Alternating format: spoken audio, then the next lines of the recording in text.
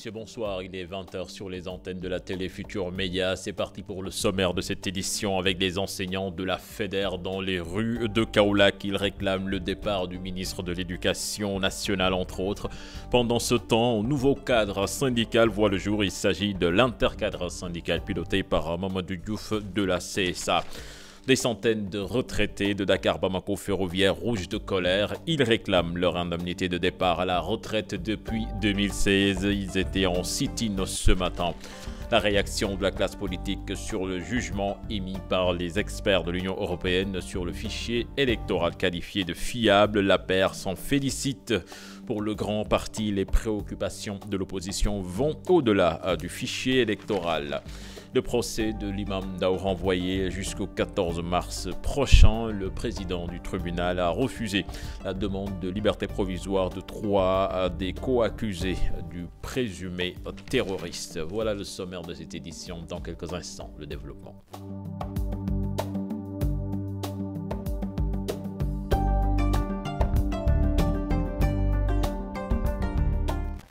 Bienvenue à toutes et à tous. Forte mobilisation ce matin dans les rues de Kaolack des enseignants de la FEDER. Ils réclament le départ du ministre de l'Éducation nationale, Serigne Mbaye Thiam, qui selon eux a échoué. Ils demandent en outre au gouvernement de recadrer le ministre Oumar Youm qui les a traités de maître chanteur. Dame Botke, le coordonnateur de la FEDER, que je vous propose d'écouter au micro d'Ibrahim Diamé. Parce que nous, les enseignants, nous voulons retourner dans les classes. Mais nous n'allons pas retourner dans les classes si on bafoue nos droits. Si nos droits ne sont pas respectés, si on nous refuse tout accès aux négociations collectives, si on ne nous paye pas nos rappels, si on ne nous donne pas nos titres administratifs, si on ne respecte pas les engagements signés avec nous, nous ne pouvons pas malheureusement retourner dans les classes. Donc la FEDER vraiment vous remercie pour cet acte républicain. Parce que vous êtes le préfet.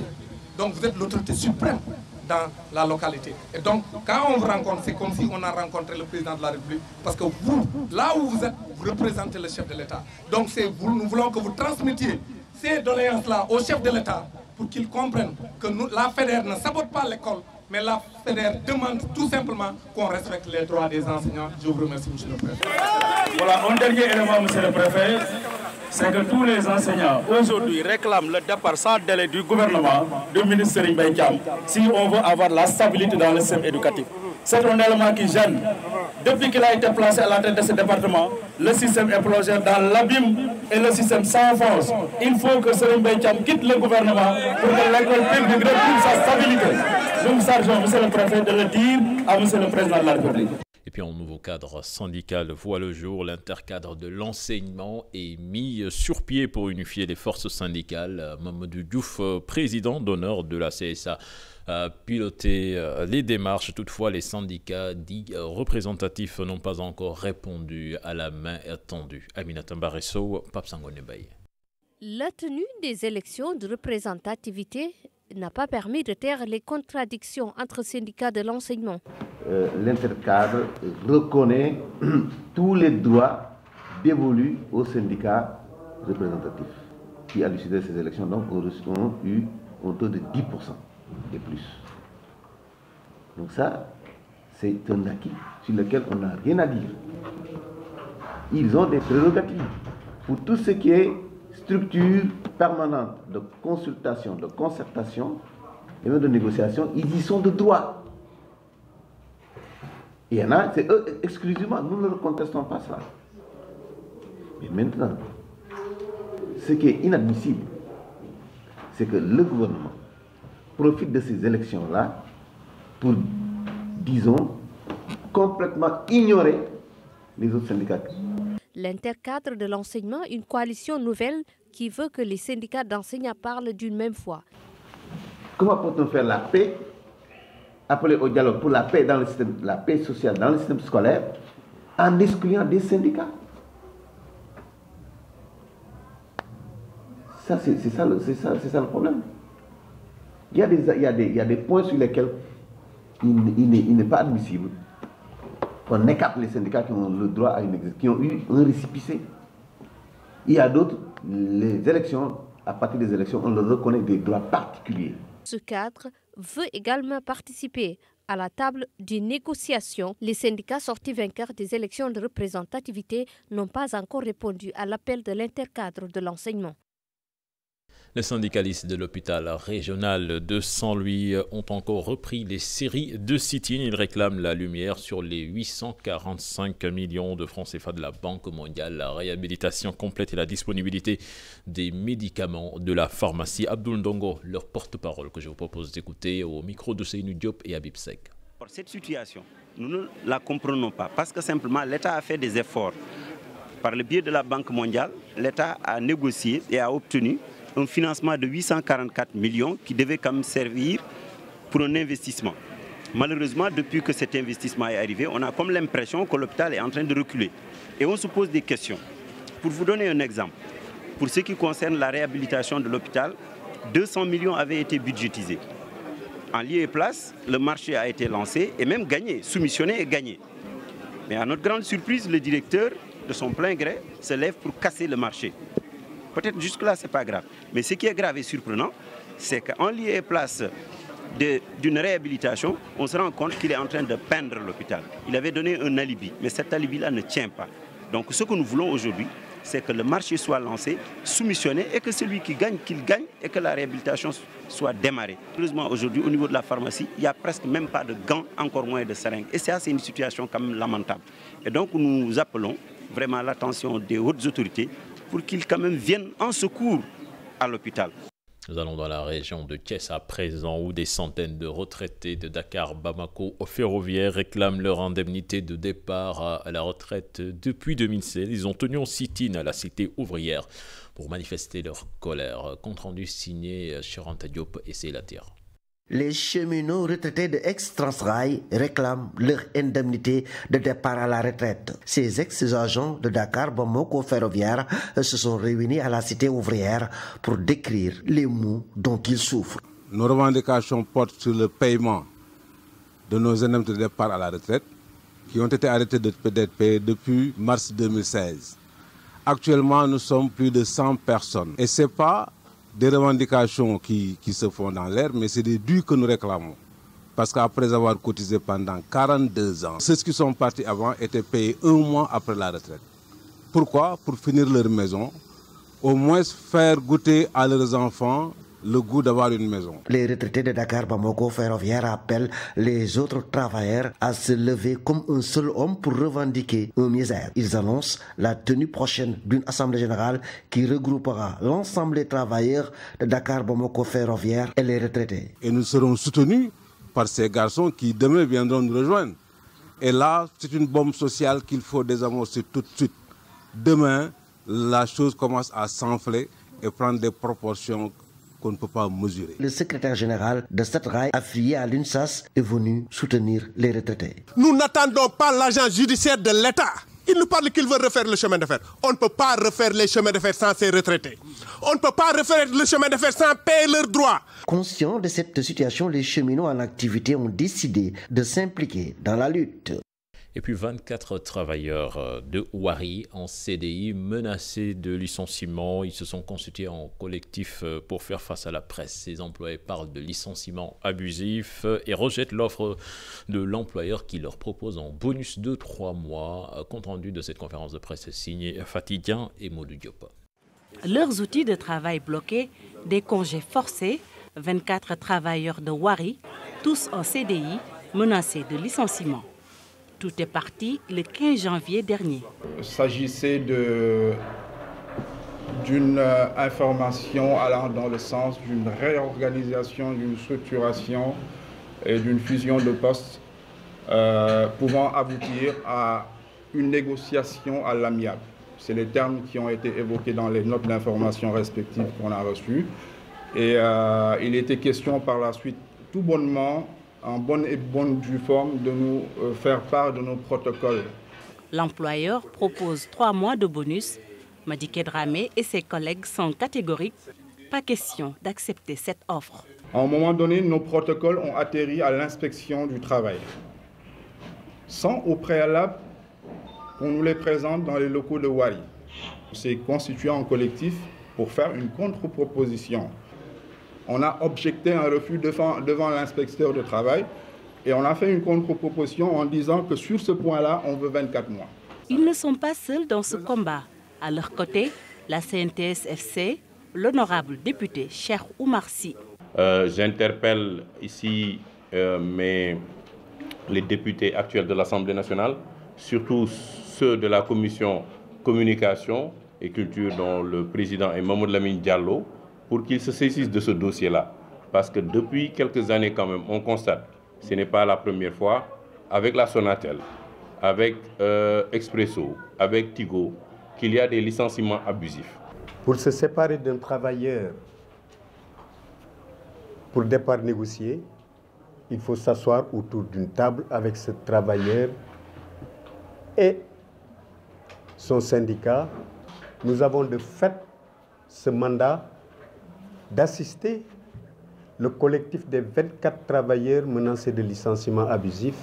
Pour ces employés de Wari, ces licenciements ne se justifient pas. Ils proposent la négociation d'un plan de départ. Le fichier électoral jugé fiable par les experts de l'Union européenne après son audit pour le grand parti de Malick Gakou. Les attentes de l'opposition vont au-delà du fichier électoral du côté de l'APR. On s'en félicite. Un sujet signé Fatima Taba et Abdoulaye Diallo. Plus de 6 millions de Sénégalais inscrits pour la présidentielle de 2019 avec un taux d'erreur estimé à près de 2%. L'audit du fichier électoral est fait. Si du côté du pouvoir l'on s'en félicite, le grand parti n'est pas convaincu. Le fichier, c'est une question de sécurité nationale même. Donc c'est le fichier qui permettra de crédibiliser ou de décrédibiliser une élection. Donc nous sommes très satisfaits. Plus de 6 millions de Sénégalais inscrits pour la présidentielle de 2019 avec un taux d'erreur estimé à près de 2%. L'audit du fichier électoral est fait. Si du côté du pouvoir l'on s'en félicite, le grand parti n'est pas convaincu. Le fichier, c'est une question de sécurité nationale même. Donc c'est le fichier qui permettra de crédibiliser ou de décrédibiliser une élection. Donc nous sommes très satisfaits. Et je pense que d'une part aussi, l'opposition était en train de s'agiter pour demander l'audit du fichier. Ils ont jugé des résultats satisfaisants par rapport certainement à des termes de référence qui leur avaient été donnés. Vous savez, un audit, c'est des termes de référence. Qui a donné les termes de référence et qu'est-ce qu'ils avaient mis? Ils ont répondu à quoi? À quelles questions? Souvent aussi, quand on est dans l'opposition, on doit chercher la bonne information. L'opposition était représentée à l'audit. Nous n'avons pas pris à ce processus d'audit et quoi que ce soit. Pour Pape Sow, il ne faudrait pas juste se limiter au fichier électoral. Le processus électoral doit être revu. La carte électorale fait partie du processus électoral. Est-ce qu'ils l'ont regardé? Je vais vous donner un autre exemple. Si vous allez dans le fichier des étrangers, au niveau de la carte électorale, il existe beaucoup d'abris provisoires qui sont inconnus par l'opposition. On a vu des fois des cartes d'identité qui avaient des noms de femmes avec des photos d'hommes là-dessus. Donc, ce n'est qu'un contrôle faible à ce niveau-là. Je pense qu'il y aura un comité de suivi et il y aura des corrections aussi. Même s'il n'y avait pas d'élection, souvent dans la fabrication, quand on confectionne des cartes, il y a souvent des difficultés pour certaines personnes. Une élection présidentielle libre et transparente, c'est ce que les deux partis souhaitent. L'apériste invite l'opposition à se préparer. Je pense que si nous faisons une élection, et nous allons le faire, la date est donnée, le respect du calendrier républicain, je pense que ça, nul n'en disconvient. Le président de la République a insisté. Donc, comme on dit en Wolof, bëgg bëre bañ bëre. Si vous voulez une élection apaisée, si vous voulez une élection avec des résultats acceptables, il faudrait forcément que toutes les parties prenantes s'assiedent quelque part pour pouvoir discuter de l'acceptabilité des résultats du scrutin. Le rapport des experts de l'Union européenne sera remis au chef de l'État ce 20 février. Certaines erreurs doivent être corrigées pour permettre à tous les électeurs d'accomplir leurs devoirs civiques. Fatima Ba, merci. Des anciens gardes du corps du candidat Macky Sall lors de la campagne électorale de la présidentielle de 2012 en grève de la faim. Ils manifestent en ce moment même à la permanence de l'APR où nous retrouvons Adia Talla. Adia, bonsoir. Bonsoir, cher Tidiane Diao. Est-ce qu'on peut en savoir plus? Vous l'avez dit. ici. Ils sont à leur premier jour de grève de la faim. Ils sont à peu près une trentaine.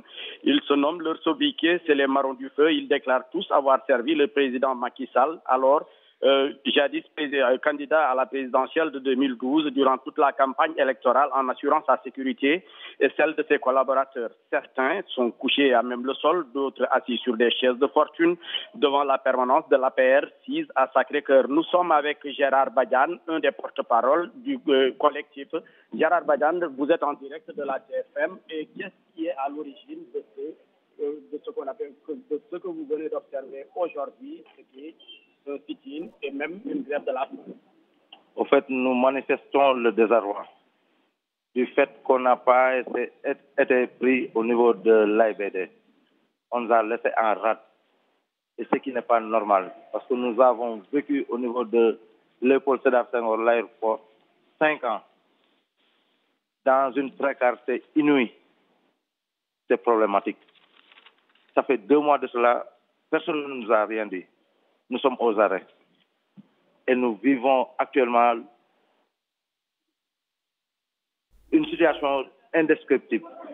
C'est anormal. Et pourquoi le choix du siège de l'APR? Parce que nous faisons partie de l'APR. Nous sommes membres de l'APR. Et nous sommes dans une branche la plus difficile sécuritaire. Raison pour laquelle nous sommes venus. Et jusqu'à preuve du contraire, nous osons dire que le président ni la première dame ne sont pas au courant. Parce que ça aurait été le cas, notre situation n'allait pas arriver à ce stade-là. Et jusqu'où êtes-vous prêt à aller dans ce combat? Jusqu'au bout, parce que nous mourrons à petit feu. Nous mourrons à petit feu. Donc, on compte rester là. Quelqu'un qui n'arrive pas à soulever le besoin le plus minime de sa famille, il est obligé. C'est malgré, mais on n'a aucune autre choix que de rester ici à faire une grève de la faim. Donc, Cheikh Tidiane Diao, comme il l'a dit, ils disent qu'ils vont rester ici et même, ils menacent même, ils disent que les proches, les parents, les enfants, les fils, les épouses, ils vont tous venir leur soutenir ici au siège de l'APR. Vous a parlé Hadi Attala. Hadi Attala, merci, certainement, nous y reviendrons dans nos prochaines éditions. Le procès de l'imam Ndao renvoyé jusqu'au 14 mars prochain. La demande de mise en liberté provisoire de 3 des co-accusés de l'imam rejetée par le tribunal. Le président Samba Kane, qui remplace Malik Lamotte, a également rejeté la demande de comparution du commissaire Diop et du capitaine Diak, qui ont procédé aux enquêtes et perquisitions chez l'imam. Les détails avec Dissa Prera. Ibrahim Ali, Hassan Kamara, Omar Keïta, 3 des co-accusés de l'imam Aliou Ndao, dont les demandes de liberté provisoire sont rejetées par la Cour. Motif évoqué par Samba Kane, le président du tribunal, aucune garantie de représentativité des accusés. Face à la Cour, Maître Moussa Sarr de la Défense a demandé la comparution du commissaire Ibrahim Diop et du capitaine Issa Diak, 2 éléments importants qui ont procédé aux enquêtes et perquisitions. Demande que le tribunal estime inopportun à ce stade du procès. En faisant la revue du dossier depuis le départ, nous avions constaté, n'est-ce pas, que les gendarmes ainsi que les policiers, surtout dans leurs conclusions qui ont été prises par le chef d'escadron Issa Diak et le commissaire de police Ibrahim Diop, un certain nombre de faits extrêmement graves, pour ne pas dire gravissimes, ont été imputés à Imam Aliou Ndao. Et également, il a été indiqué dans ces PV qu'un certain nombre de biens ou d'objets ont été trouvés chez Imam Ndao. Et tout cela était inexact.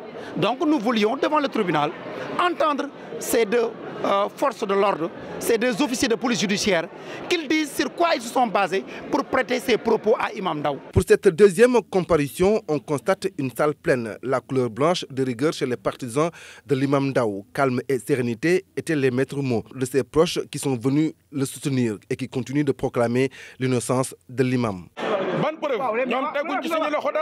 Quelles sont les preuves dont on parle? De quoi l'accuse-t-on? On n'a encore rien dit sur le motif de son emprisonnement. Même ceux qui ne sont pas de la même religion que l'imam Aliou Ndao savent que ce dernier est quelqu'un à qui on a fait beaucoup de tort. Maintenant, ça suffit qu'on le libère et qu'il puisse rentrer chez lui et continuer dans ses daras.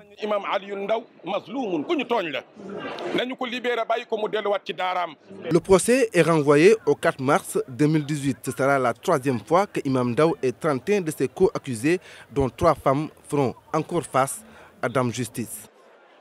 Nous parlons à présent de toute autre chose. Il s'agit de la Saint-Valentin, la fête des amoureux, fêtée ce 14 février, une occasion qui fait des heureux chez les amoureux, mais aussi chez les restaurants et les chaînes de télévision, comme vous allez le voir dans ce sujet signé Fatou Bintou Conté et Diafaraba.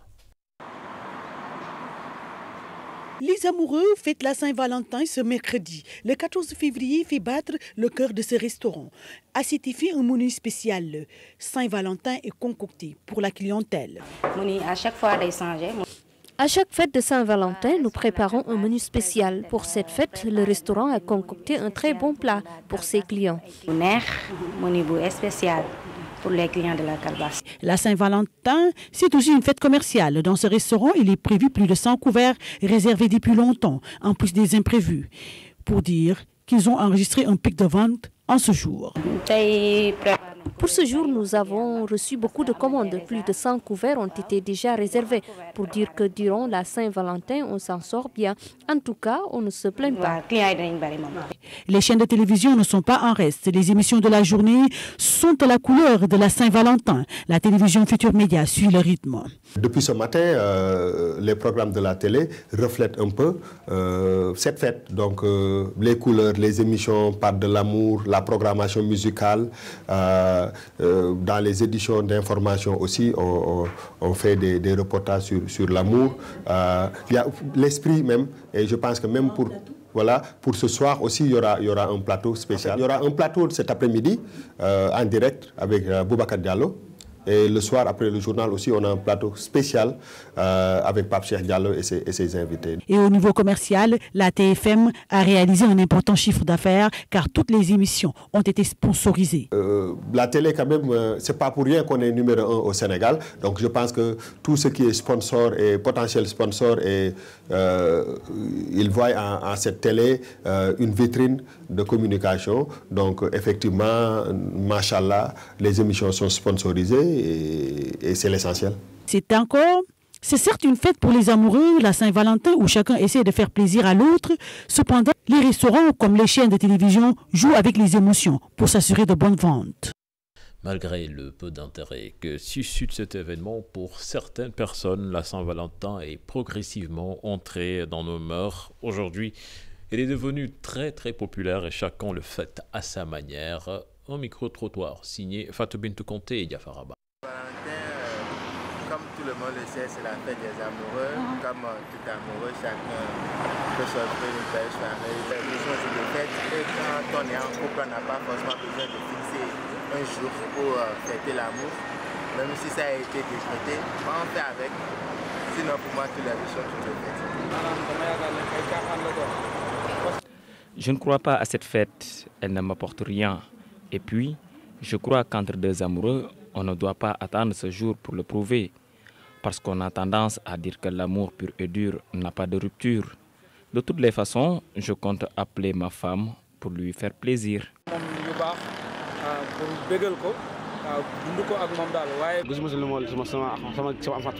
Comme cette fête est faite pour les amoureux, elle ne me concerne pas. Je n'ai pas de femme, encore moins de copine.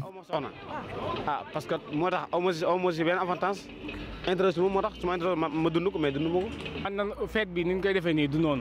Je ne vois pas l'intérêt de cette fête.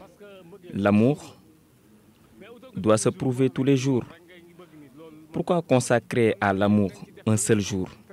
Je ne suis pas d'accord.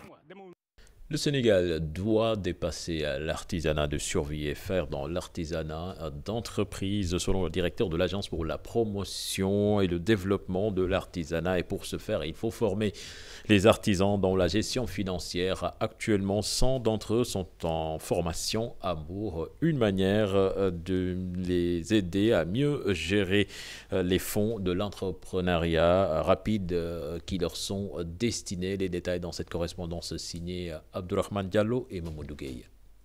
dafa jot ñu xool anam bi nga xam ni moom la ñu yoree artisanat bi bu ñu sukkandikoo ci directeur général bu agence pour la promotion et le développement de l'artisanat Pape Am.